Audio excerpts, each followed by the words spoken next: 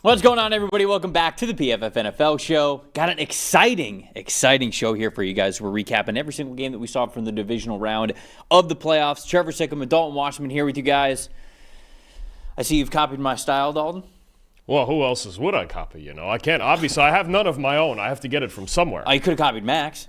No, I can't do that. I can't because flattery is imitation is the greatest form of flattery. I can't flatter Max like that. That's just not how this works. It'd go to his head. There'd be too much ego up there. It wouldn't be a good scene. Absolutely, so, he would go in tonight. We're doing a watch along for the national title game tonight, true. And he would come in with way too big of an ego. Yeah, that's true. And we can't do that. No. We've obviously no egos here on this show. Absolutely, we're gonna have fun here. Obviously, we got the 4 games from this weekend that we're going to recap, the 2 Saturday games and the 2 Sunday games. We're going to give you the top 5 graded players from every single team and every single game. We're going to give you the stat that told the story, why we think the result came out to be what it was. For obviously the teams that won, we're going to talk about sort of what that means moving forward. For the teams that lost, well, we'll talk about some of the aftermath, which boy, we've got a big one there in Buffalo that we're going to talk about whenever we get to that game. But before we get into it, if you guys don't have a PFF Plus subscription,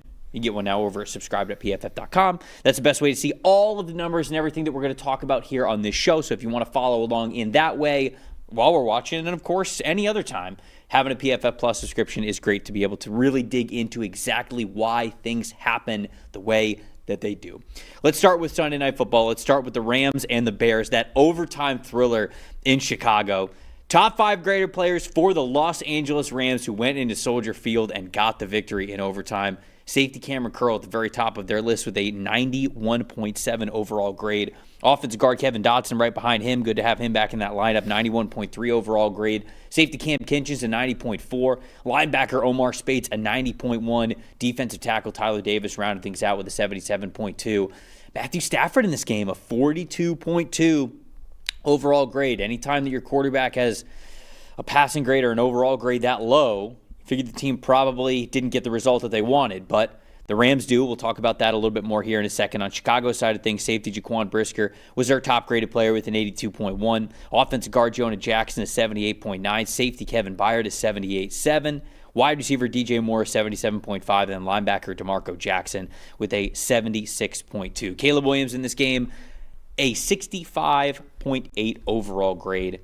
What was your stat that told the story here, Dalton? And obviously we'll talk about this game, but some look-aheads for the Rams as they're now head to the NFC Championship game, and then obviously what the Bears can continue to build off of going into next Look, first and foremost, it was just like seemingly every other Bears game this year. It was just an absolute roller coaster, and they were playing a little bit slow for the first 3 quarters, and then the fourth quarter got wild, as it always does. But I think when you look at this Bears team moving forward, there's 2 things they need to improve. Number one is their defense. They're going to be looking for more defensive talent throughout this entire offseason free agency and in the draft. And then the second thing that needs to improve is Caleb Williams still within the structure of the offense, right? So when we do our quarterback charting, we keep track of basically your quarterback's rhythm, right? So most of them are going to be on time and in rhythm, right? Most plays. And then you have, we decipher plays that are disrupted by coverage, by, pressure up front. Then we factor in if there's rollouts and things like that. But essentially, when Caleb Williams was in rhythm within the pocket,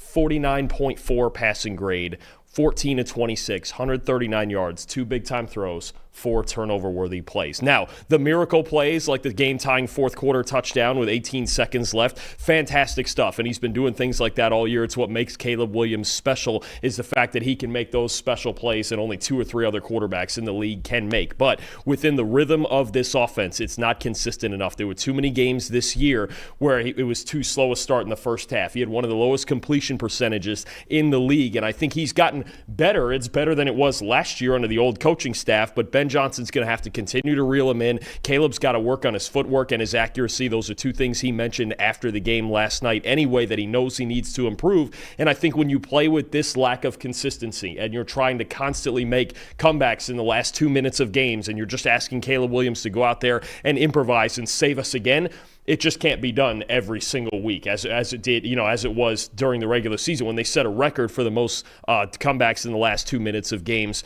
in league history. So I think The Bears had every opportunity to win this game anyway. Their defense played well for the most part. Dennis Allen called a really good game, and Matthew Stafford honestly was off for the second straight week. Yeah. It's just that the Bears offense, for as many explosive plays as they can create, it wasn't as consistent, especially through the middle of this game, as they wanted it to be. They did struggle with that five-man Rams defensive front that we talked about. When the Rams only went to 4, the Bears ran the ball very, very efficiently. But when they went to 5, it was a little bit more of a grind for them, less than 4 yards a carry against a five-man defensive front. At the end of the day, this offense has all the potential in the world. You see that for stretches. You've seen it in so many big moments this year, but they're not consistent enough, and that starts with Caleb Williams still needing to improve to get this team to the next step. Really quick, how do you feel about them kicking the field goal or kicking the extra point to go to overtime instead of perhaps going for 2 to win it right there before you get to the overtime period? No issue at all to me. I don't think in that spot that Ben Johnson's that he's going to do that. And he even mentioned, he said earlier in the game in their goal-to-go situations, not a whole lot of success. Based on what he had already seen, he had thought about it,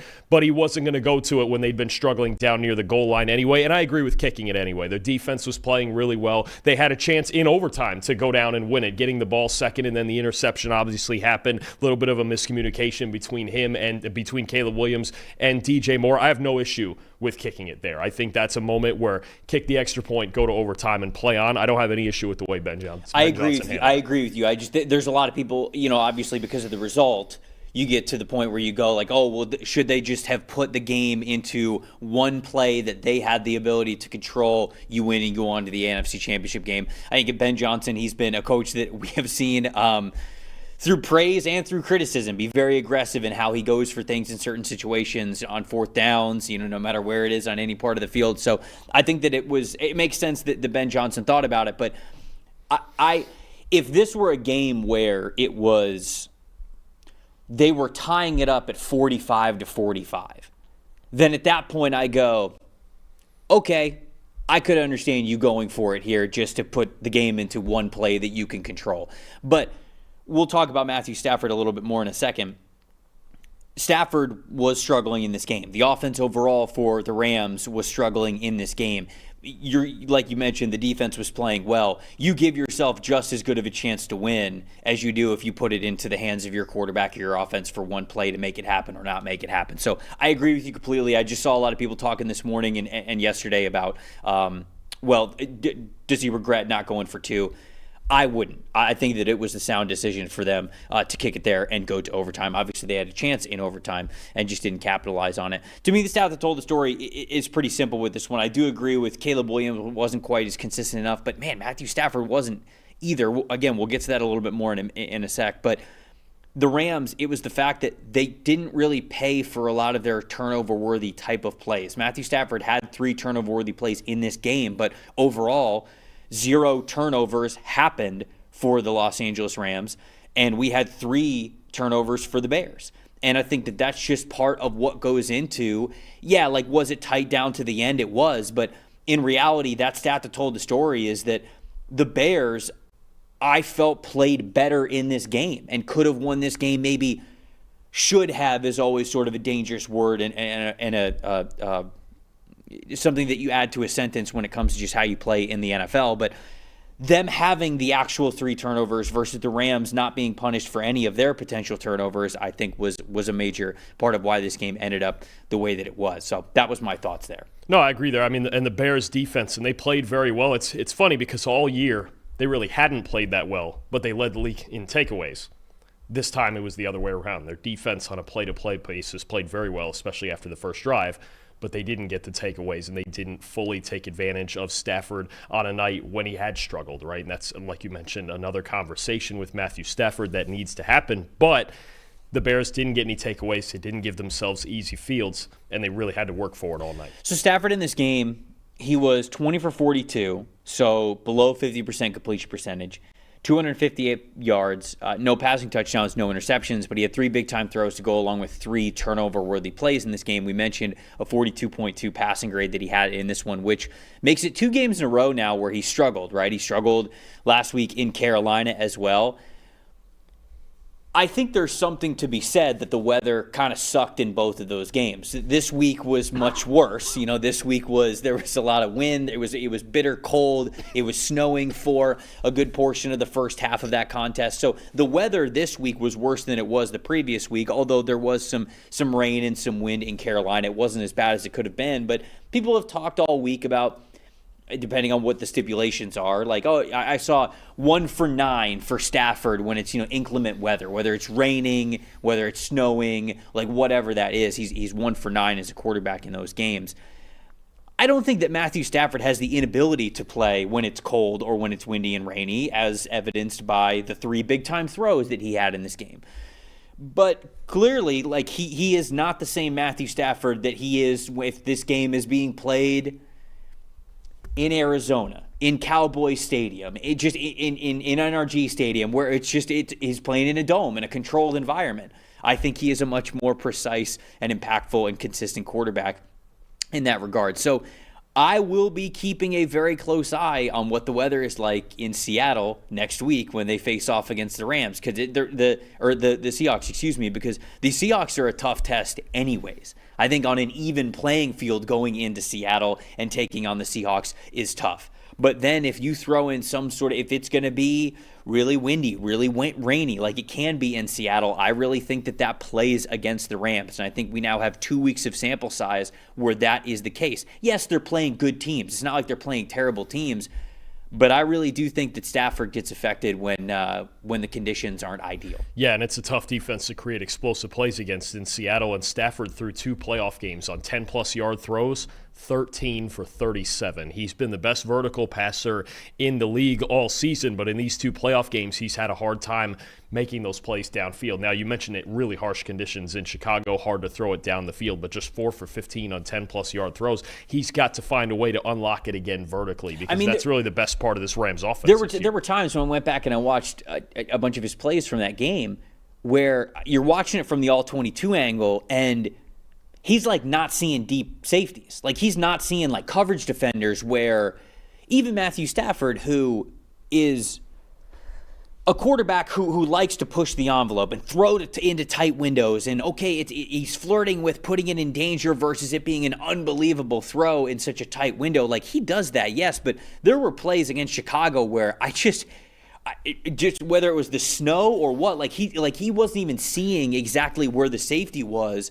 rotating to, in a way where you just don't see that from Matthew Stafford, I think, if the weather conditions were a little bit better. And there were a couple of them where it felt like, especially a couple of deep balls, where he was throwing it just to throw it. Right, because Nakua's down there somewhere, but it gets harder in these games, in these postseason games, when defense's number one goal is prevent explosive plays. It's getting harder for Stafford right now, and it's only going to get harder against the Seattle defense that looks like the best in football right now. My most impressive in this game, I went with Cam Curl, who was fantastic for the Rams.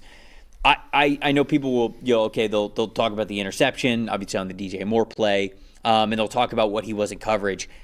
I really liked what I saw from Cam Curl near the line of scrimmage. Like they would walk him up as sort of that nickel defender who would almost be attached to the line of scrimmage sometimes. Like sometimes he's not even in the slot. Sometimes they had him truly like on the line of scrimmage.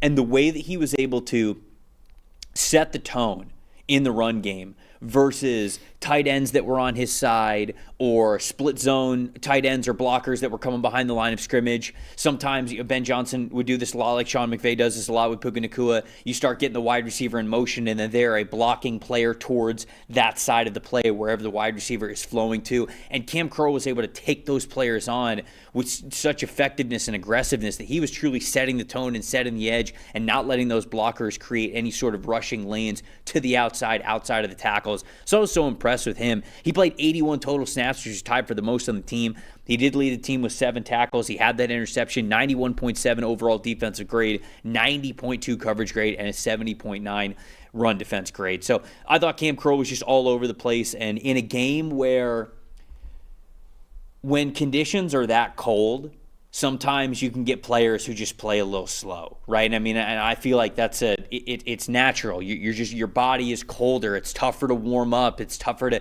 have that adrenaline and that blood flow going to where you feel explosive and on your feet as much as you would want to be. You didn't worry about that at all whatsoever with Cam Curl. He was fantastic to watch in this game, so he was my most impressive. Agreed. I'll stay on the defensive side at the linebacker level. The second-year undrafted man out of LSU, Omar Speights, he was just outstanding. And I thought Nate Landman, their other linebacker who just got a contract extension, he really struggled, but Speights stepped up big time. 81.4 coverage grade, only allowed 2 catches for 15 yards, also had 2 forced incompletions, and an 82 run defense grade. You talked about Cam Curl off the edge, and the Bears doing a nice job of really keeping the Rams' run game in the box for the most part. Speights was there flying all around in run defense, really locking down the cutback lanes, right? Beating blockers on the backside, playing as that weak side linebacker, getting around blocks and being where he needed to be at all times. And then you even saw moments in the screen game where he was the first one to the ball, beat a blocker, making tackles. He can fly, man. Absolutely. I remember watching his tape coming into the league, and I was like, okay, great athlete.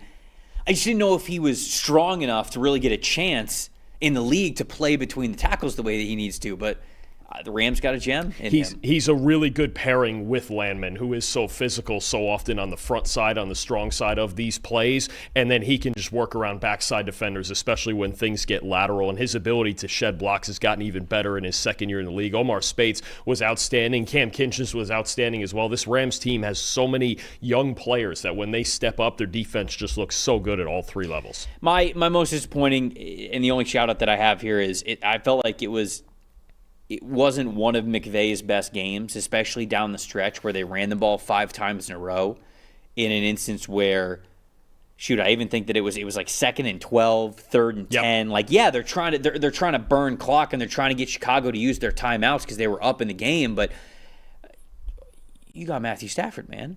Put the ball in his hands. You get 1 first down, you win that football game. And you were in a situation where 2nd and 12, 3rd and 10, you're not picking this up on the ground.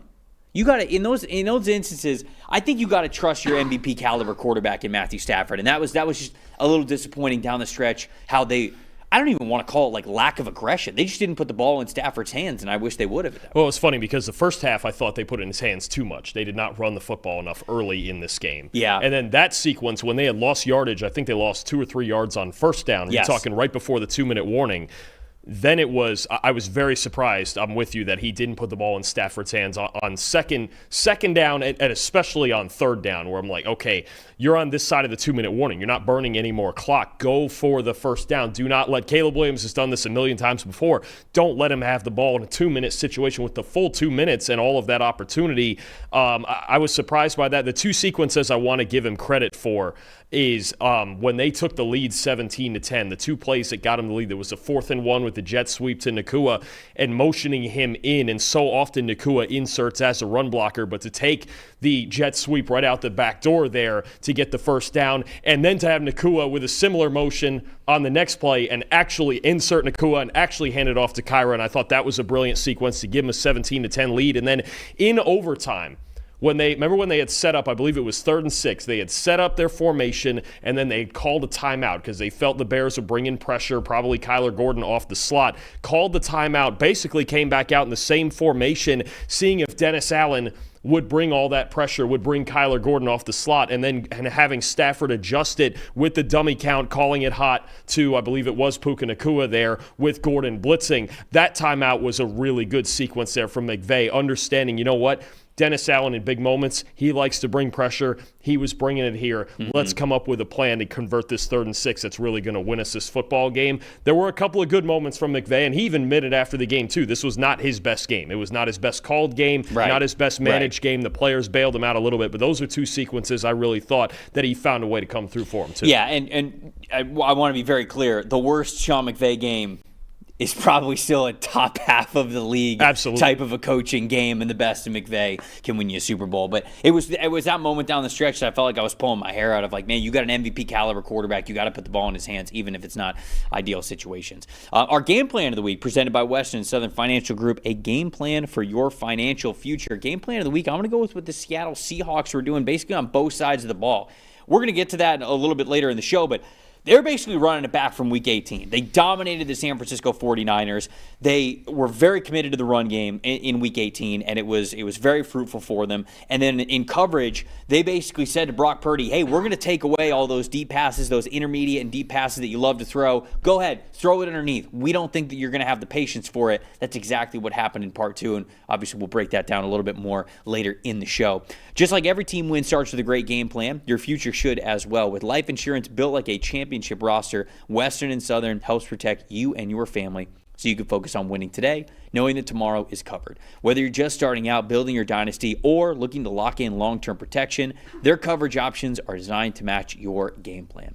Visit westernsouthern.com/PFF to get your free life quote and start building your financial game plan today. Western and Southern, built to win, backed by over 130 years of helping people protect what matters most. The Texans went into New England, and man, that defense did as much as you could possibly ask to win that football game. Gave it their all. Ultimately, they fall short by a score of 28-16. And we got to talk about Houston's offense again. But real quick, of course, top 5 graded players that we have for New England, because they did win this game. Offensive tackle Morgan Moses was their top graded player with a 94.2 overall grade. Safety Craig Woodson. Look at the rookie. What a year he's having. 90.3 overall grade. Cornerback Christian Gonzalez with an 84.9. Cornerback Carlton Davis got 2 picks in this game, an 84.4. And then wide receiver Kayshon Boutte with an 82.4 to round things out at number 5. Drake May in this game, a 49.1. And yet the Patriots get the dub. That's a team win. It's a team win right there. Houston side of things, edge rusher Will Anderson Jr., a 94.0. I've said it once, I'll say it again. Outside of Myles Garrett having a historic season, breaking the single-season sack record, Will Anderson, very, very deserving of Defensive Player of the Year in this league for this year. Linebacker Henry To'oTo'o with an 84.2 overall grade. Defensive tackle Tommy Togiai with an 84.2 as well. Linebacker Azeez Al-Shaair with an 82.4, and then cornerback Kamari Lassiter with an 82.0. CJ Stroud in this game, a 27.3 overall PFF grade. Dalton, I think that's where we have to start, because for me, that's the stat that told the story. And it's more of stats, plural, with C.J. Stroud that told the story here. 20 for 47 passing, just a 40.8 completion percentage for C.J. Stroud in this game. 212 passing yards, that 27.5 passing grade. 0 big-time throws in this game. 6 turnover-worthy plays. This is the one that, obviously, anybody who watched it. He struggled against pressure. He struggled against the blitz. You highlighted last week on Wednesday's show how Stroud has actually been one of the worst quarterbacks in the league at dealing with pressure this season. But if you want to boil it down to one stat that told the story, Dalton, it's this one. 38.5 passing grade from a completely clean pocket. No pressure, no blitz, and he still had a 38.5 passing grade. This is a quarterback who looked mentally broken to me, and that worries me so much more than the loss, so much more than even some of the struggles that we saw this season, because, he didn't have Nico Collins. The run game's not what it needs to be. The offensive line's still a work in progress. Dalton Schultz went out in this game as well. He's leaning on 2 rookies at wide receiver. Good rookies, but rookies. I can understand a lot. All of that stuff, to me, they're not excuses. They're context. They make sense. But the problem is that Stroud just looked like he was deer in his headlights the whole time. He looked like when he was struggling, he did not know why he was struggling, right? When I watched him make bad throws in this game, he wasn't even really like, because you can sometimes see it with quarterbacks. You can see I just missed it. I just missed it here. Or he'll say something to the wide receiver if they're walking off the field, or he goes to the bench and, he's immediately talking to the coach, or he's talking to the receiver. He's talking about what he saw or whatever. I didn't see a lot of that, if any of that, from Stroud in that game. I saw a lot of wide eyes, not knowing what the answers were. And that worries me so much more than just the result in the game, because that looked like a quarterback that, for whatever reason, had gotten to this point in the year and had no confidence in what he was seeing and what he was able to do. And that's a very, very dangerous thing at this position. Yeah, you're right that mentally he looked a bit defeated, for sure. That's number one. Two, the decision-making, just in general, like the pick six to Marcus Jones. And he's trying to get rid of that ball. His tight end falls down. He's trying to get rid of the ball as he's being hit. He's trying to force it. And you hate to see your franchise quarterback trying to force it and the ball security really suffering as a result. And number three, to me, on a more consistent basis, in the pocket, whether he's clean or not, his feet look unsettled. And when he has to move, he is just the ball just doesn't come out of his hand right now when he has to move his feet at all. I don't know if it's 2 years of thinking too much about this offensive line and how much pressure he's under. I don't know if it's just, physically something is wrong with him, but when he has to move and he's forced to step up vertically in the pocket or even laterally, to be honest with you, it's just not the same mechanics we're used to, right? We had hit a point. You remember his last college game, and then even his first year in the NFL. You remember even Week 18 when they won the division that year against the Colts, and he was improvising and making plays. We had hit a point where Stroud figured out how to make plays up and through the pocket, outside the pocket, and the mechanics stayed consistent. That's not the case right now. Yeah, it's not the same guy. I mean, his footwork is all over the place.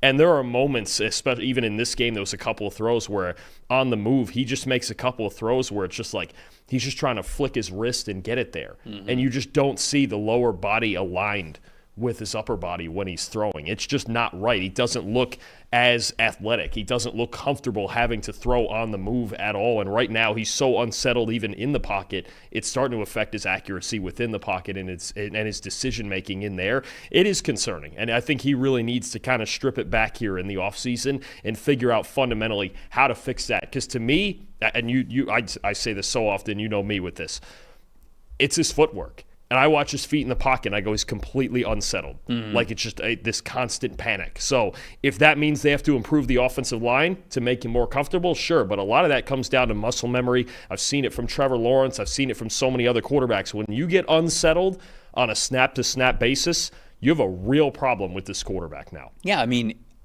I don't fully know why he felt like it was him or they weren't going to win this game.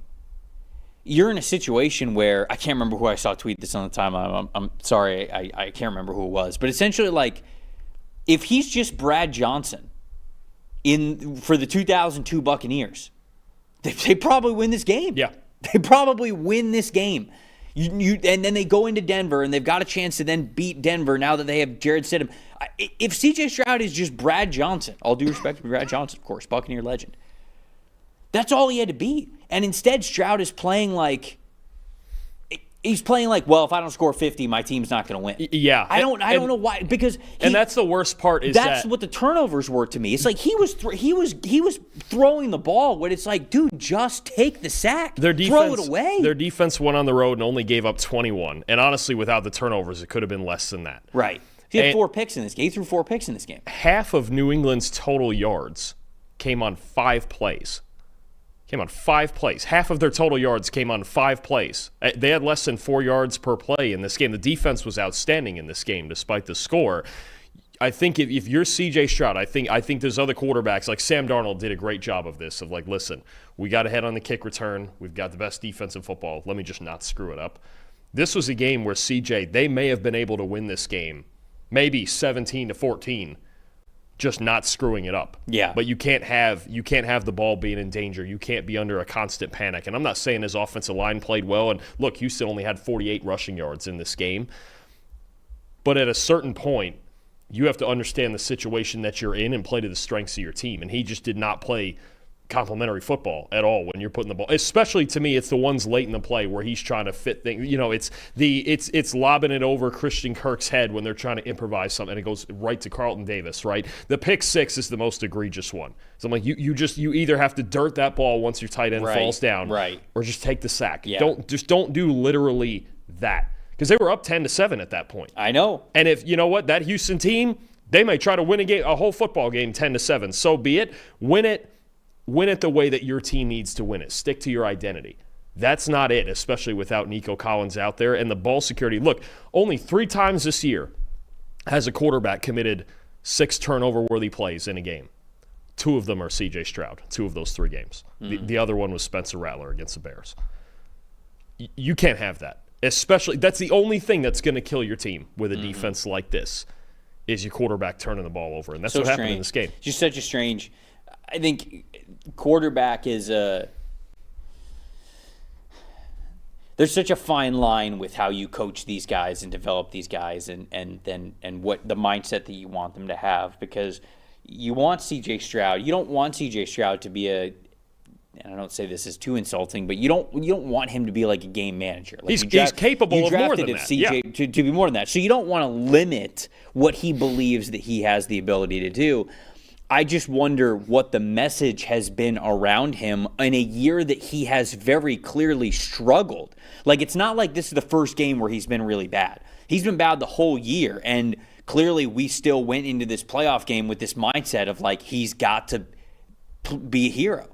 And he didn't have to be, and you didn't have to be with this defense, and it's kind of a shame with how well they played. And if CJ would have taken the ball, control the ball a little bit better, I really do think that not only is this team playing in the AFC Championship for the first time in their franchise's history, if they would have won this game, they could have gotten to the Super Bowl. My most impressive, and the reason for that, is Will Anderson. 3 sacks, 2 forced fumbles in this game, 94.0 overall defensive grade, 93.9 pass rushing grade, 15.4% pass rush win percentage. He was unbelievable. And then on the flip side, though, I'll just hit most disappointing, Will Campbell. I think the last 2 years, the last 2 games specifically, it's been a struggle for Will Campbell. And Will Campbell has been very steady for them all year long as a rookie. I think that the thing about Will Campbell is that in his current state, I think that he will be able to handle himself very well versus 75% of edge rushers in the league. Then you get another 10% or 10 to 15% that you go, okay, this guy will probably get the better of you a couple of times this game, and it might be ugly. And then you get to the top 10% of edge rushers in the NFL, or maybe the top 5% of edge rushers in the NFL, and that's when you see Will Campbell's lack of physicality, lack of overall natural strength, lack of length really show up. And I think that unfortunately these last 2 weeks, specifically this one, has shined the light on that. And of the 4 pressures that he gave up in this game, because he had a 16.5 pass blocking grade, not good, 11.8% pressure percentage, 4 total pressures allowed, 2 sacks on him specifically.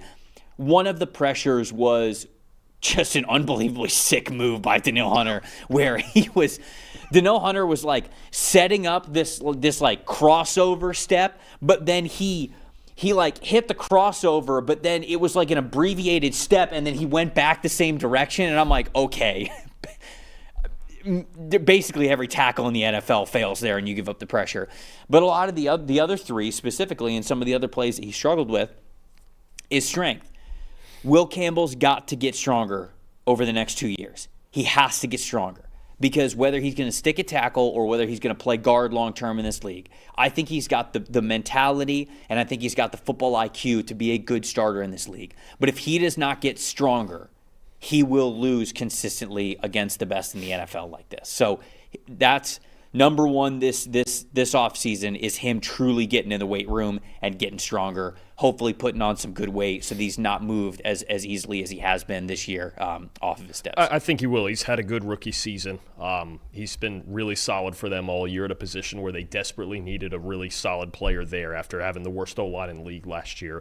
We have to remember, too, 22-year-old, a guy just turned 22 years old. He's still a rookie. There's going to be flaws. And also, I would say, in response, now it's going to be a concern next week against Denver, because Denver's got an elite pass rush, right? But also, find me the person blocking these 2 guys this entire season when they're playing Houston, right? So I do think it is a bump in the road for him. They got through it. They managed to get through it. He's got to do it one more time against Denver, then possibly another time in the Super Bowl against another really good pass rush in either the Rams or Seattle. But certainly it's a work in progress. And you're right, he's always struggled a bit more with power and when guys get in his chest like that. I can remember him going against Jared Verse even in college when he was at LSU a couple of times against Florida State. And it's a struggle. Will Anderson his freshman year when they were playing against Alabama right down there at LSU. So I think it is a work in progress. It's something to be concerned about going into Denver this next week. But Patriots find a way to work around it. Drake May finds a way to work around it. They come out of here with a win.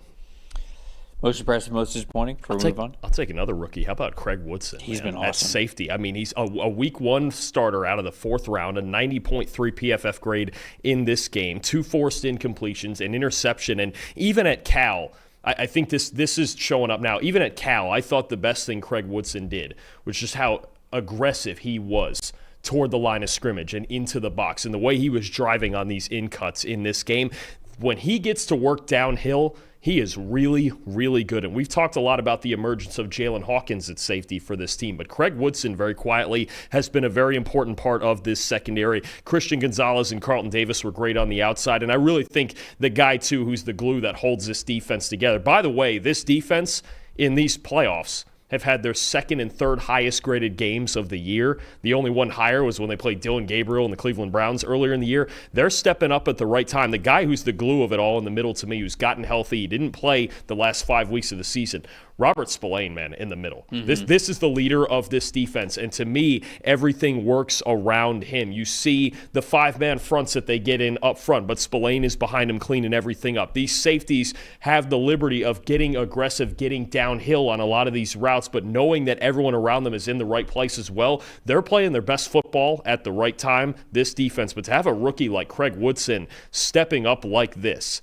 to be a starter immediately out of the 4th round of the draft, he's been unbelievable all season. He really has. Him and Hawkins both back there at safety. I just think this New England defense in these couple of weeks in the postseason, just about fully healthy now. The level of team defense that they're playing, I don't think can be overstated. It's been an unbelievable effort. And right now, I think very quietly, I know the schedule and people want to say whatever, they've had it easy up to this point, but they're the 7th highest graded defense in the NFL. Mm-hmm. One spot ahead of them is the Denver Broncos, their opponent next week. They're so well coached, and I think they've got a lot of the right traits in the right spots. Their 2 interior defensive linemen are incredibly quick, and they create that quick pressure. Robert Spillane's such a physical presence for them at the 2nd level. The cornerbacks are very aggressive, like we've seen over the last couple of weeks. I think the safeties are playing very, very fast with him and Jalen Hawkins. So they've got the right traits, and they're very well coached on that side of the ball. So a lot of the praise goes to Drake May for what he's been this year, understandably so, but we're in the postseason now, and it's got to be a full team game, and I think the Patriots do have the team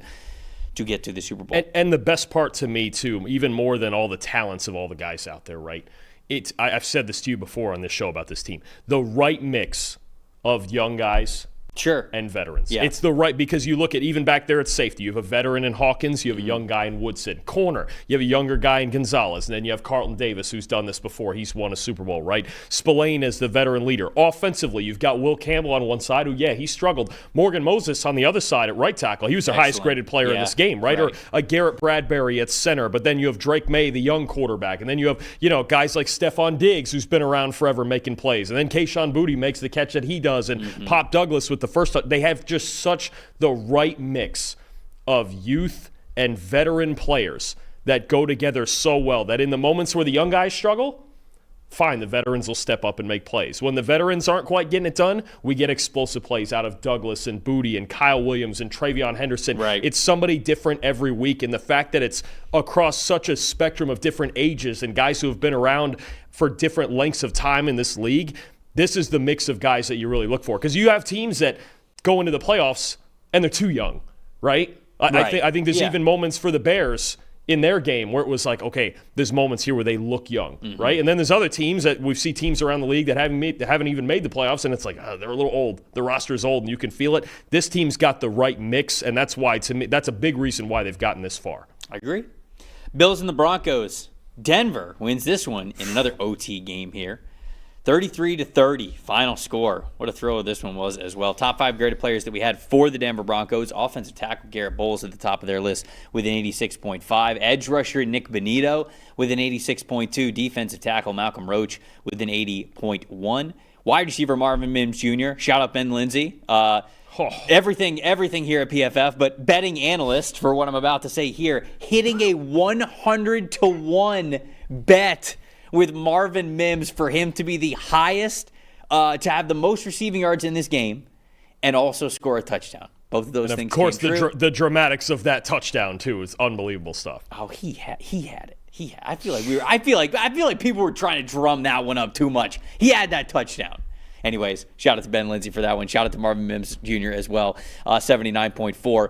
Overall offensive grade, and then cornerback Jaquan McMillan with a 79.2. Bo Nix in this game, unfortunately, the last he is going to play this season, an 80.1 overall grade. On Buffalo's side of things, tight end Dalton Kincaid with a 92.2 overall grade. Wide receiver Khalil Shakir with a 77.0. Offensive tackle Spencer Brown with a 74.8. Safety Cam Lewis a 72.9. Center Connor McGovern with a 72.6. Josh Allen a 73.8. We'll talk about Sean McDermott, who was fired this morning. We'll talk about him in a second, but before, let's talk about this game.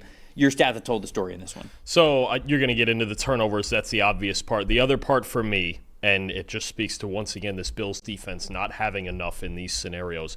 If you want a reason that Denver could beat New England with Jarrett Stidham as their quarterback, it's their pass protection. They're the best pass blocking team in the league this season. They have the highest pass blocking grade. Garrett Bowles, you saw there, outstanding at left tackle once again. I'll get into him in a second. But the Bills did not have any sacks in this game.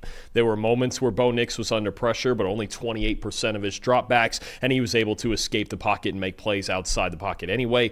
Bills, there's no sacks, 57.9 pass rush grade, 28% pressure rate, 28% pass rush win rate as a team, and this is blitzing 46% of the time. They tried to get after Bo Nix, and it still did not work. Trevor, when they did not blitz, they had an 11% pass rush win rate as a team. It just doesn't get it done. You can't, I mean, look, against this Denver team, it's hard to rush the passer anyway, but they basically did not touch Bo Nix all day. And the one time they did, and he ended up suffering the injury, it was a designed run late in the game, actually in overtime. Bo Nix in a clean pocket was outstanding, as he's been in a clean pocket all year. 87.6 passing grade, 21 of 32, 235 yards, 2 touchdowns, 3 big-time throws.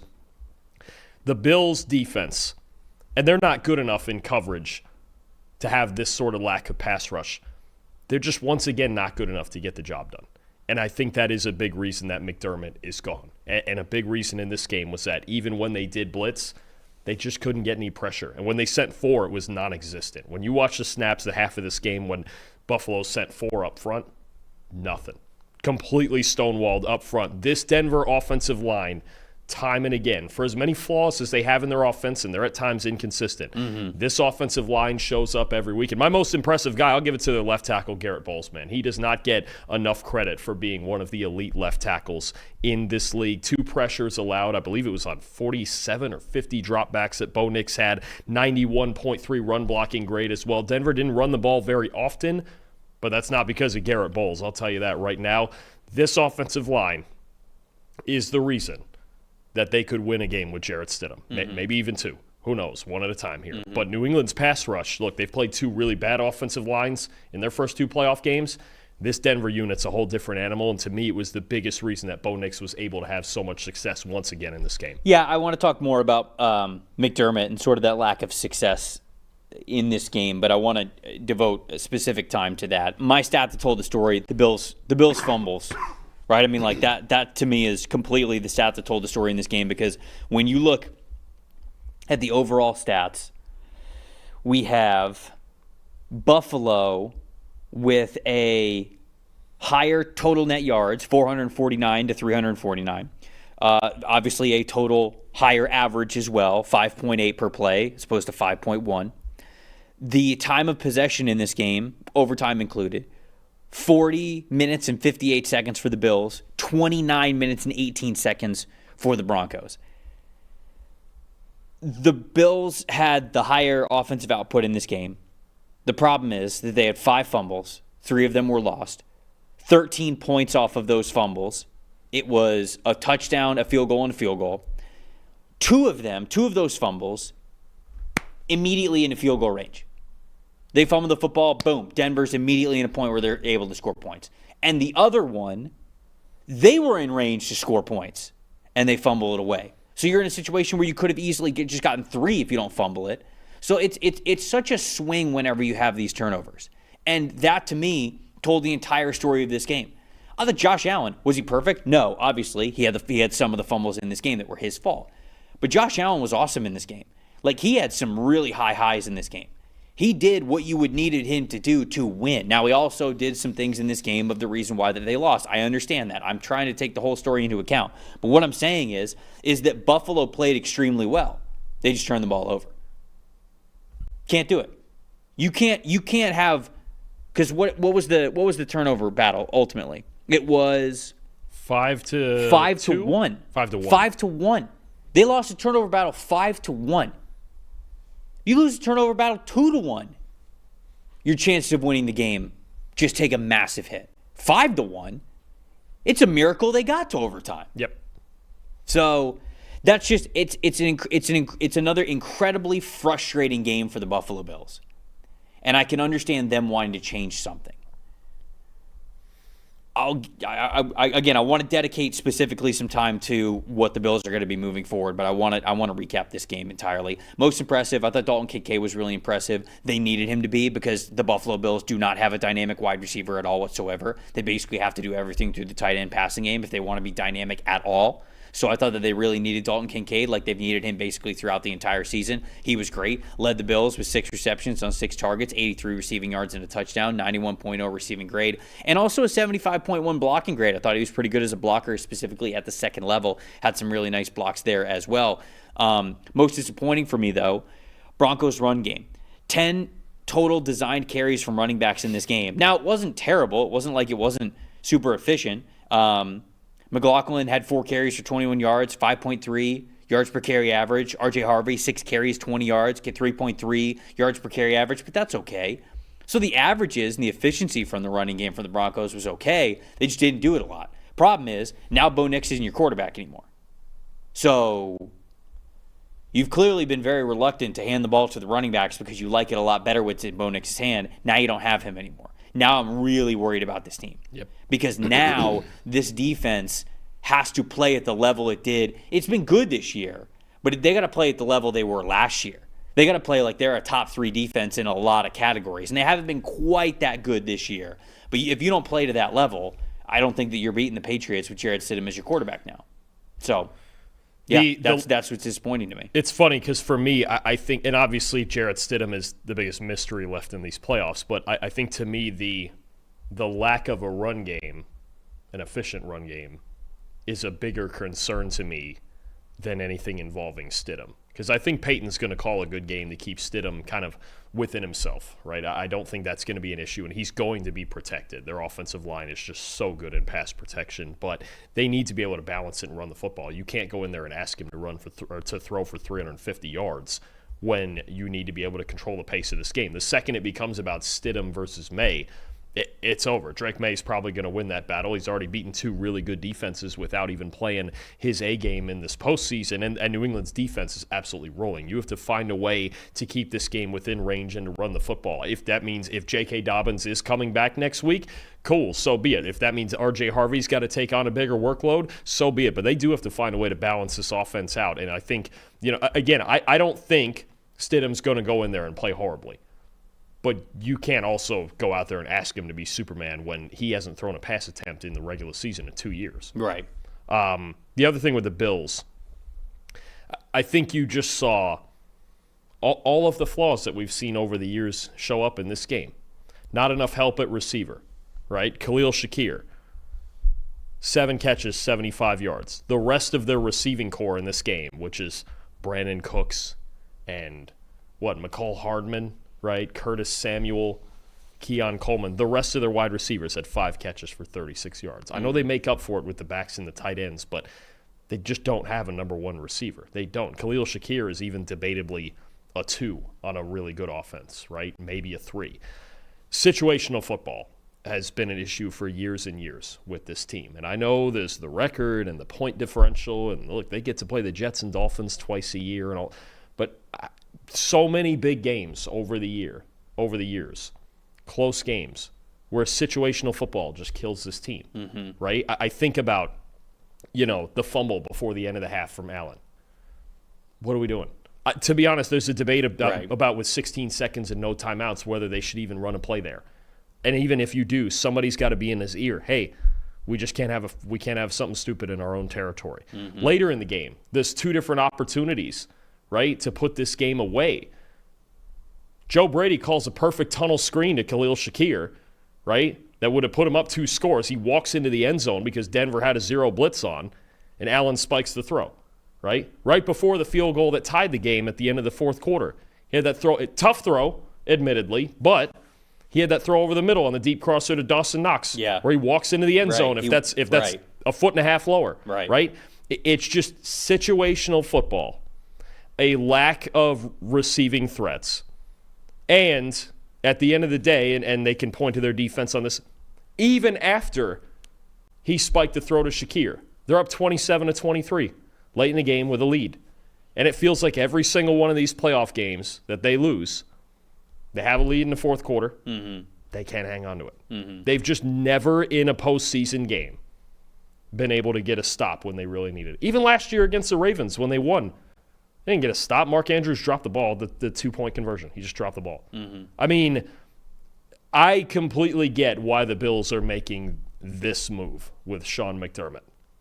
Because it's just these big games, they lose all of them for the same reason over and over and over. And it used to just be situationals and a lack of defense, which is still the case. And now you have a wide receiver problem because they've completely whiffed on Keon Coleman. They don't have a number 1 guy. We're out here throwing a Brandon Cooks on the biggest play of our season. It doesn't make sense. And I know that, everyone's trying to make this game on, an indictment on Josh Allen. And it was not his best game, right? He was really good certain stretches. Right, yeah. And then there were moments where he missed. And I would put 2 of the turnovers on him, the fumble before the half and the first interception as well. The second one is just, and also that's an interception, full speed. I'm in the boat that's in it. I agree completely. That's an interception. I agree. McMillan play. I agree. So I just, there's only so much you can ask Josh Allen to do. And he's been trying to overcome this for years, really since 2019 when they lost to the Chiefs. The Chiefs were just better than them. But really the last 6 years, they have just not been a good enough football team to make this whole run. And I don't think that's some indictment on Allen. Any given day, he's the best player in football. Yeah. And he wasn't his best in this game, but you're also asking him to be perfect week in and week out against Super Bowl caliber teams. It's not fair. Yeah, Ben Solak had a tweet that since 2017, when Sean McDermott and Brandon Beane were hired as a duo in Buffalo, they've drafted 56 players. 2 have made the Pro Bowl. Other than Allen, right? Other than Allen. I think it's Allen, Cook, and Knox, I think it is. Yes, are the other 2. Yeah, other than Allen, they've had 2 players that have been drafted over the last 56 total players that have made the Pro Bowl. Not great. I do agree with you. Now, I kind of liked. I've been a critic of McDermott, I think, for the last couple of seasons. I actually kind of liked how he ended this season. Obviously, I didn't love what happened in this final game, but I felt like he called a really good game plan against Trevor Lawrence. I thought he was really making do with, because you go back to them not being able to generate any pressure up front. I think that him and Brandon Beane obviously work together when it comes to who you bring on this team and who you draft, but there's only so much coach you can do with the players that they have who they're trying to get pressure from, I think. Well, sure. No, I mean, and that's their whole team. And when you look at in this spot, when you get into the postseason, you think about, and the list gets shorter the deeper you get in the playoffs, the guys we can rely on, right? When you look at the Rams in that game, at the end of the day, it was Matt Stafford, it was Puka Nacua, it was Devontae Adams. No one else was going to touch the football in overtime, and I get it, right? Mm-hmm. When you look at this Bills team, and in big spots, guys that they're relying on, right? Joey Bosa, Tre'Davious White, Brandon Cooks, right? I know, Keon Coleman, I know, Curtis Samuel. That's what I'm saying. How much is McDermott at fault for that? I don't know what the exact percentage is because I don't know how much he's pounding the table for these guys. But what I was basically saying was I'm okay with change being made. I have no idea how McDermott's the only one who gets fired in this situation because I would have told you that Brandon Beane should have gotten fired first and then Sean McDermott. If you were to fire one of them, I am floored that McDermott's the one who is gone. Outside of the fact that naturally general managers are closer to owners, right? Generally. So there's a little bit of politicking that probably could go on because the owners are ultimately the ones who are making the call here. And if you're closer with the owner, then you're probably going to have more of a soft spot for you. But that goes into this situation as well because Brandon Beane, I don't think, has done a good enough job at building this team around Josh Allen to make it what it needs to be to capitalize on how good he is as a quarterback. And the reaction after this loss was to get rid of McDermott and then not only keep Brandon Beane, you now promote him. He is now in charge of all organizational operations. He is the president of football operations right now, as well as the general manager. That's the part that I am so floored by, is that if you were going to make a change, to me it would have been Beane who leaves first. And instead, you're just moving on from McDermott. So it might work out for it them. Only makes you wonder. But that's kind of wild to me. It makes you wonder what the dynamic was in the building with McDermott there. And like you mentioned, what percentage of it is McDermott, not calling the personnel shots, but how heavy-handed is he in it, right? It makes you wonder what that dynamic is and what that relationship kind of always was. But my honest opinion, I just think with McDermott, I do think it's more of the on-field bit where you want my honest opinion on this? No. You probably don't, but you're getting it anyway. The 13-second game back in the 2021 playoffs. Yes. When that happened, yeah, I honestly felt like they were never going to win a Super Bowl with Sean McDermott as their head coach. You cannot. I don't know if I agree with you because I don't feel like players have given up on him. To me, it goes back to that. That is such a backbreaker. 13 seconds. That's all you got to do is not give up back-to-back mini Hail Marys there the way that they did. 13 seconds. I think they would have won it all that year. I think they could be good at all. Good enough to win it all. I mean, beating the Bengals and the Rams that year would have been tough, but I think they absolutely could have done it. I still think this organization is shaking that off. I really do. Maybe. And there's so many, because there's so many times in other games where you get this team in close games and against better teams and things and they just find ways not to win. And I know that's a lot of the history of the Buffalo Bills, but to me it goes back to that. I've always thought after that night I did not think they could win a Super Bowl with McDermott as their head coach. I'm not comfortable agreeing with you on that just because I'm not in the locker room. Like if it's a situation where after that moment the team then started to not believe in Sean McDermott, then obviously I think that's a situation where you have to be able to sort of like clean the perception of the locker room out and the message is getting stale and that he's not motivating players enough, you know. It's sort of like a little bit of the Todd Bowles thing in Tampa Bay where it's like, okay, he's saying the same things, but very clearly it's not resonating with the players. They're not executing. They're not as focused. They're not as whatever. So if you get in a situation where the Buffalo Bills, it kind of depends on how much you want to call it. Because the Bills, I feel like, have been so painfully close over the last 5 years of their winning window that there's just like one or two plays every year that the ball just doesn't bounce their way or it's just out of reach or something, and you go, okay, are you unlucky or are you not executing? And a lot of times the truth is both. But determining what the percentage of both is very difficult because everybody wants to be really frustrated when it doesn't work out. But if it's unlucky, it's unlucky. Like some people in the chat are saying this, and I hear what they're saying. Like Sean McDermott didn't fumble the football twice in this game, 3 times in this game. Sean McDermott didn't do that. The players did.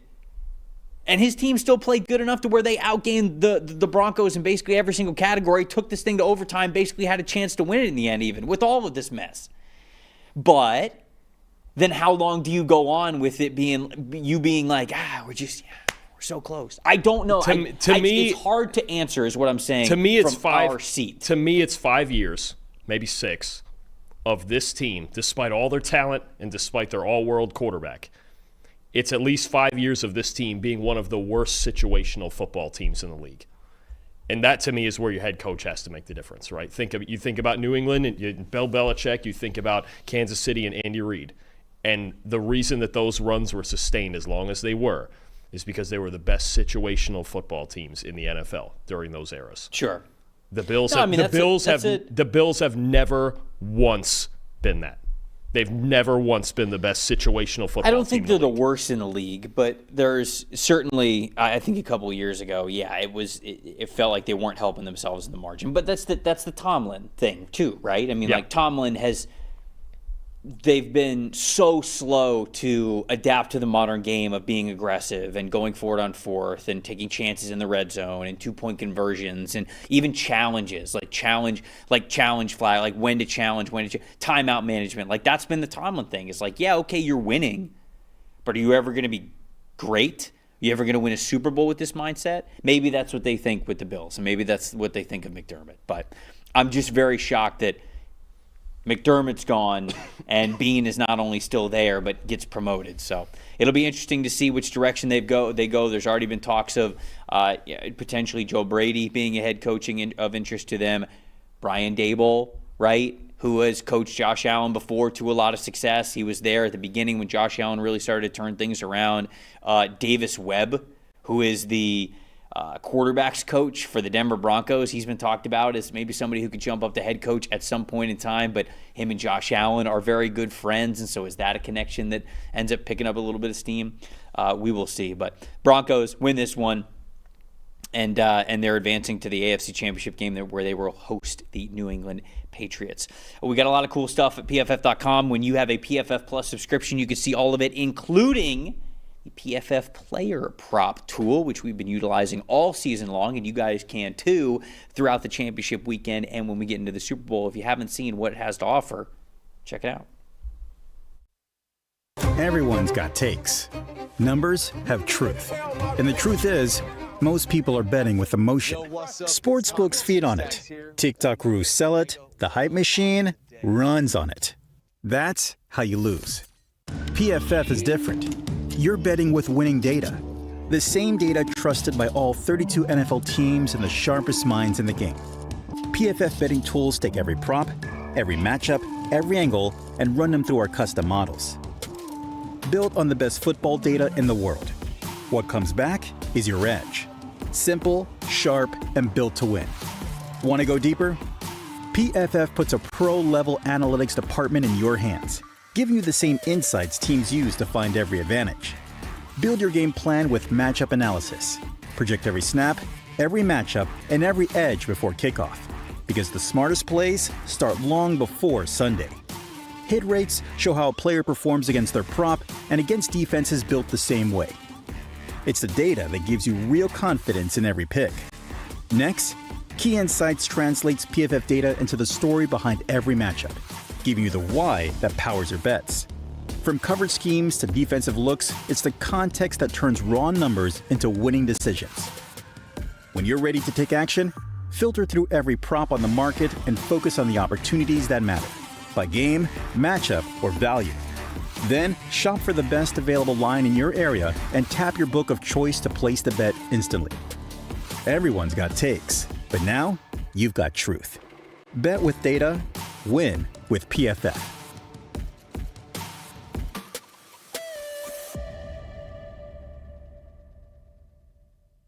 Like I said before, you can see all that and so much more if you have a PFF Plus subscription. If you don't have one, subscribe.pff.com is the best and easiest way for you to get one. We got one more game to talk about here.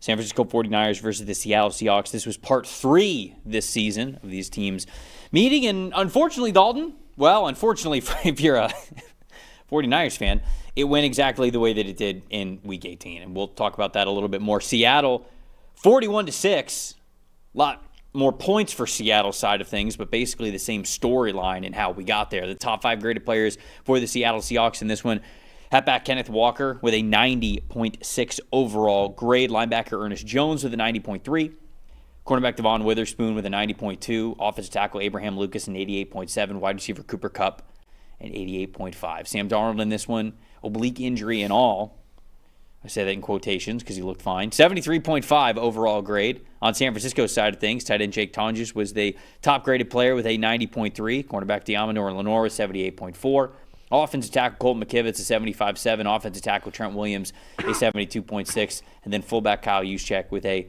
66.4. Brock Purdy in this game a 59.3 overall grade. Real quick, saw that Zach Charbonnet, unfortunately, suffered a significant knee injury in this one, and he will be out for the rest of the playoffs. Dalton, what was your stat that told the story here? This Seattle defense is, I don't have to explain like the fact that it's a major problem. They're a major problem. Like they a bit like Philadelphia's defense in the Super Bowl run last year. I kind of just ran out of answers for how to beat them, right? And they didn't do anything crazy exotic. They only blitzed Brock Purdy 4 times in this game. Trevor, they were in a too-high shell on 42 out of their 60 defensive snaps in this game. 14 design carries for the 49ers against 2 high safeties for just 47 yards. Brock Purdy, 12 for 20, 96 yards, 53 passing grade. Yep. Seahawks, when they were in too high in this game, had a 90.4 coverage grade.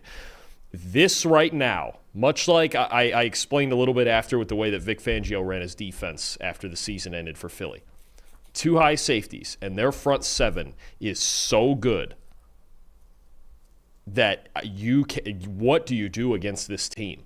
You really, I think at this point, just have to hope you're more physical, or that if you're the Rams and Matthew Stafford, that Stafford just makes some special throws against this defense. Right. The way that it is structured with Nicky Menwari, and this is something that Mike McDonald talked about earlier in the week. We have a tweet we can show with Chris Clough, who mentioned that Mike McDonald was talking about Nicky Menwari. Chris Clough, longtime reporter around Seattle. We've kind of turned into a 4-3 base team with a crazy athletic Sam linebacker, Nicky Menwari. That's really what we are. When we go to a dime, we're a nickel 4-3 team. We're basically just 4-3 and a nickel. And Menwari stays out there as the second linebacker in a nickel. Nicky Menwari's a linebacker. And the way this defense is structured around him, they're really in their base defense. When all of the charts and everything say they're in nickel, Nicky Menwari's a linebacker. And what this does for this defense, with Julian Love and Kobe Bryant getting to sit back in too high, and Menwari and Drake Thomas and Ernest Jones, as well as they're playing at that linebacker level, that they can defend the run with 7 guys. Boy, this is a defensive coordinator's dream right here. This team with this level of talent at all 3 levels. There are not many answers at this point schematically, because they played – this was maybe as basic a game plan as they've had in any game all year, because we know Mike McDonald, he can come at you with different pressures and rotations and everything else. And this game, they lined up in cover 2, like almost like your old Tampa 2 down there with Derek Brooks and all them, and they just said, sure. We're going to be more physical up front because we don't think you can run on us. And faster, too, right? I think that's the thing. They are is that blazing. It's unreal how quickly they swarm to the football. Because that's my most impressive in this game was Devon Witherspoon, because I go back and I watch his game, and obviously like his grades pop because he was in the top 5, but I go back and I watch his game, and he's flying, fearless. I mean, he is every single game. It's not like that's any sort of shock, but like in this game, 90.2 overall grade, 88.5 run defense grade, 87.0 coverage grade. I'm watching him set the edge. I'm watching him take on smaller receivers. I'm watching him close in on Christian McCaffrey and stay up with Christian McCaffrey. I'm watching him go one-on-one with Jake Tonjes and not only bump him at the break of the route, but also cut in front of him for an interception that I believe that was the one to the sideline where he caught the football and he just couldn't get 2 feet in bounds, but he got that interception that was right there because he was able to cut off that pass. I watched him body Jawan Jennings, who's one of the better run-blocking wide receivers in the NFL. It's like you have a player like that who's a jack of all trades who gives you this insane speed to go along with physicality, and now you also – so that's your roaming player in the secondary, and now you have that player in Nicky Menwari. So, sure, like you get the coverage you get to play can be basic, like you're saying, where you just go – yeah, all right, we'll play cover 2, sure. And then we'll just have these maniacs run everywhere underneath it because it's almost as if they could be 2 places at once. Yeah, it's the base. It really is. It's just a base. It's a base 4-3 defense. Menwari's a linebacker, but he's such an athlete that any other team in base, you can expose that third linebacker or just the entire linebacker level. Yeah, he's not normal. You try to – I think there was a play in this game. I forget if it was a back or a tight end. Somebody was trying – I think it might have been a back. Somebody was trying to wheel out of the backfield. And Menwari just turns and runs with him. And he's just blanketed like it's nothing, man to man, because this is not alignment-wise, he's a linebacker. But he's not, because he's this athletic freak who had one of the greatest combines ever, who went to the perfect team. And the fact that they're so flexible that if they're in base and you go to some sort of like 3-receiver type set, he can just bump out to the slot and you have no issue with that. And he can play out there in space. And then you could pull Drake Thomas off the field if you want to. There's the quote right there from Mike McDonald on the structure of his defense. If you want to pull somebody off the field, it can just be Drake Thomas. And Eamon Warry stays out there with Ernest Jones as the green dot, and you have no issues in coverage. Plus, you have Eamon Warry plus 5 other defensive backs, plus one of them's Witherspoon who can play in the slot anytime you want him to. And you can match up with slot receivers.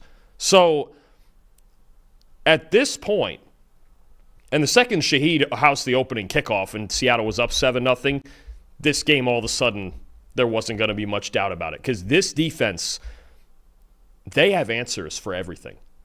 And in this game, it was very simple answers. And I think at this point, they just know they're better. The speed you mentioned, the versatility with the defensive backs, Eamon Warry essentially acting as their third linebacker. The front four was just dominant in this game again with Leonard Williams and Byron Murphy and DeMarcus Lawrence, all those guys up front. This is a monster, man. I mean, if you're going to beat this defense right now, boy, you better just play your best football. Yep. Schematically, I at this point, I don't know what the answer is. Yeah. Because their personnel, they don't have to match personnel. Yeah. They have 2 groups. It's that base group with Eamon Warry at linebacker, or it's just Drake Thomas coming off for another corner.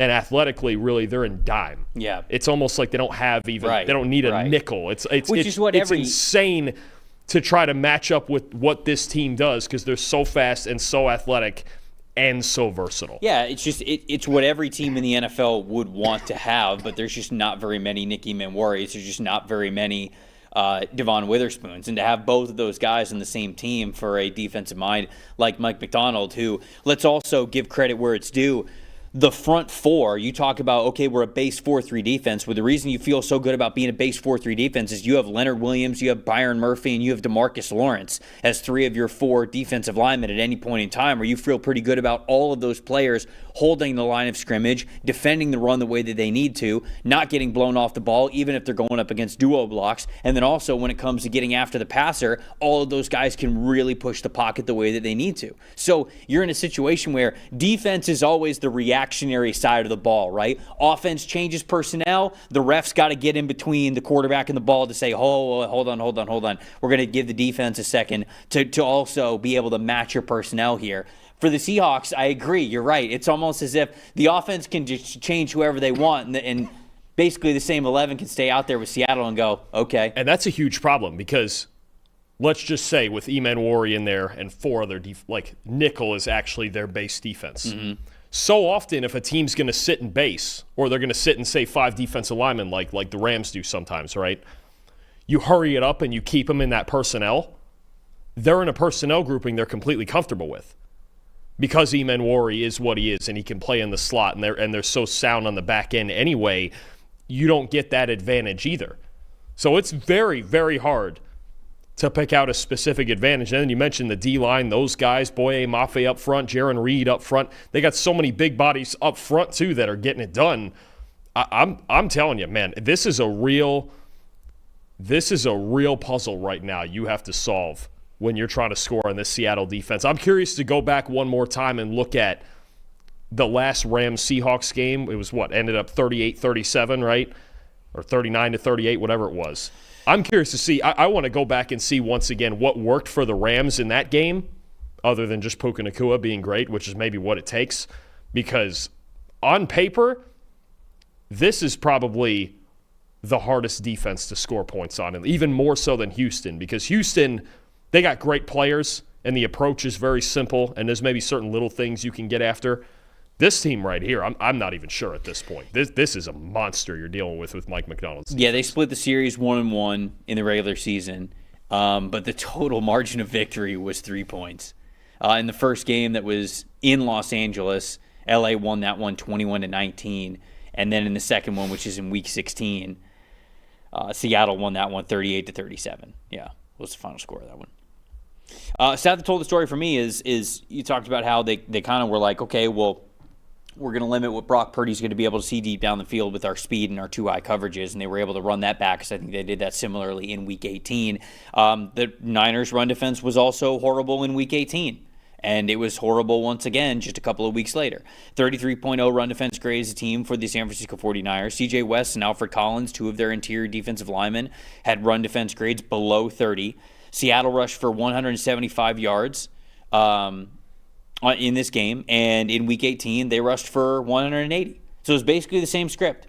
They ran the ball really well, and they said to Brock Purdy, you're not going to throw it deep. And that was basically the recipe that they were okay running it back. They just did it even better this time around. Most disappointing was the Niners' injuries, obviously. You talk about Fred Warner being out because he was kind of close to returning, and it's a bummer that he wasn't able to get out there. Nick Bosa's injury with him not playing most of this season. And then just little things, right? I mean, George Kittle not being in this game. Jake Tunges getting hurt in this game. The linebackers being really thin for San Francisco. It was just so many injuries piling up on them week after week, it felt like, in this season. I wish we would have gotten the chance to see these two teams fully healthy here in this matchup, but sometimes having that health luck is part of what makes a Super Bowl run, and it feels like the Seattle Seahawks have a lot of the right players still out there, which is a lot of fun to watch them play that way. Yeah, Anything else in this one? The only other injury to watch is their left tackle, Charles Cross, too, who left this game.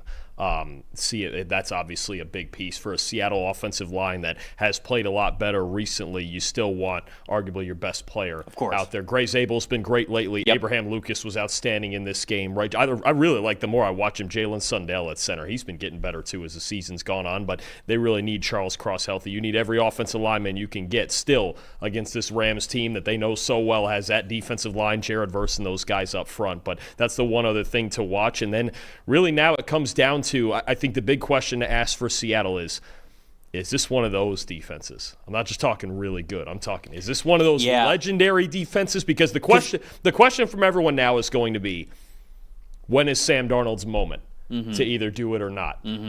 Is this one of those defenses where he doesn't even have to? Right. Like Brad Johnson, like you mentioned, really, that Tampa defense or the Legion of Boom or the 2000 Ravens. Is this one of those ones? Because this was a performance that it feels like we're getting there, right? It felt like it was a little bit of a slow burn throughout the season. Always been a good defense, but things have guys have been a little bit in and out of lineup for them. Witherspoon was hurt for a little bit. Had some other injuries in the secondary. That second linebacker spot they were kind of trying to figure out. And then it was right around that time when Nicky Manwari really started to get in this lineup and play on fire that now I would say the last month and a half of the regular season and then getting into the postseason, we are talking about just an elite defensive run right now. And if they continue to play at this high of a level in that NFC Championship game, then getting to the Super Bowl, potentially winning the Super Bowl, we will. I think that if that is how things play out, we will be talking about Seattle as having not just a really good defense, not just the best defense this season. We'll talk about them as one of the best defenses that we've seen over the last 20 years because it feels like that's where they're headed if they keep this up. Since Week 13,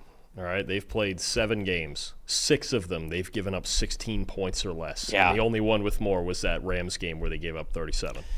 Whoo! I'm excited, man. I'm excited. That round 3 always felt like felt like it was destined to happen. I wish we had Bo Nix fully healthy. Oh, because Broncos Patriots is a really good matchup. It's a really fun matchup if Bo Nix is out there, but we'll see how good of a coach Sean Payton is, what he can make happen with Jarrett Stidham. Listen, don't count Denver out of it. No, you can't. I remember it was back in, I think, 2019. Remember Drew Brees hit his hand on Aaron Donald's hand and he was out for a while? Yeah. I remember being at a game in Jacksonville, Saints Jaguars, and Teddy Bridgewater starting that game. Mm-hmm. And it was, I'll say this for Sean Payton, he puts on clinics in complimentary football. He's a master. They go over there. They won 5 games in a row with Teddy Bridgewater starting. I remember. That was one of them. They won it 13-6. Yep. He don't care how he wins it. He's going to find a way. Don't just sit here and assume that game's going to be some blowout for New England either, because I'm telling you right now, he's going to have Stidham ready to play. If they lose that game, New England's still going to have to earn it. That is not going to be New England just walking in there and blowing them out. I've seen Peyton do this before. We'll talk about the game in depth when we get to the preview show on Wednesday. Of course, that game, and then Rams Seahawks as well. Two very, very exciting AFC and NFC championship games that we're going to get to on the Wednesday show, which same time set at 1 p.m. Eastern. We'll be live for that one.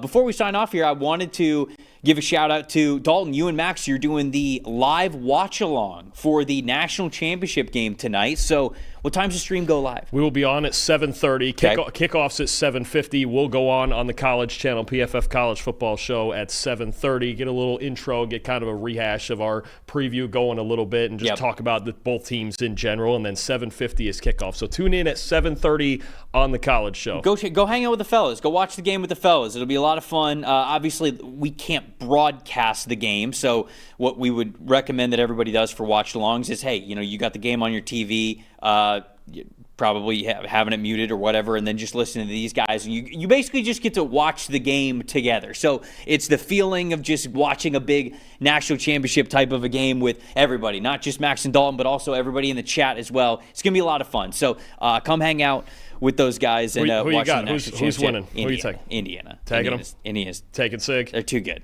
They're too good, man. I think Miami's awesome. I actually think that there have been some years where it feels like one of the teams in the national championship, you just go, all right, you got kind of lucky to get here, or you kind of just survived getting here. The other team's a juggernaut.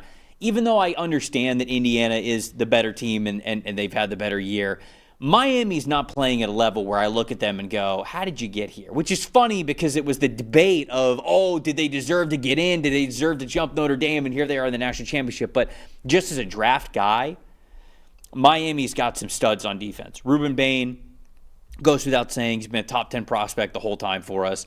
I think Akeem Messidor on the other side of him is a first-round caliber edge rusher as well.